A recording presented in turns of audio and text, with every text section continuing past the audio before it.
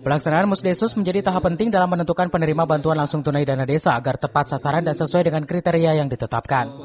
Kegiatan ini digelar di Aula Kantor Desa Sukawening, Kecamatan Dramaga dengan melibatkan berbagai unsur mulai dari Ketua RT dan RW, pihak kecamatan hingga perangkat desa. Hasil Musdesus menetapkan jumlah penerima manfaat sebanyak 12 KPM, menurun dari 58 KPM pada tahun 2025. Keputusan tersebut dibacakan langsung oleh Ketua Badan Pemusyawaratan Desa atau BPD dan disaksikan oleh peserta musyawarah.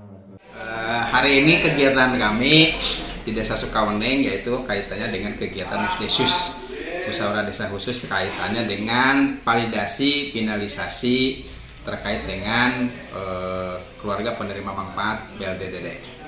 Nah,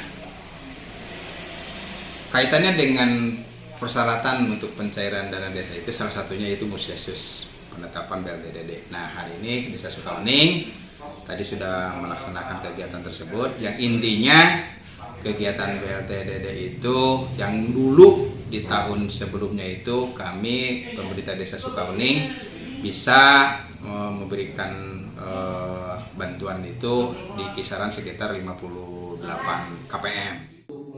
Meski jumlah penerima berkurang, pemerintah desa berharap program BLT Dana Desa tetap memberikan manfaat bagi masyarakat yang paling membutuhkan. Transparansi dan akuntabilitas dalam penetapan KPM diharapkan mampu meningkatkan kepercayaan masyarakat terhadap program bantuan pemerintah. Dari Dramaga, Kabupaten Bogor, Iman Abdurrahman melaporkan.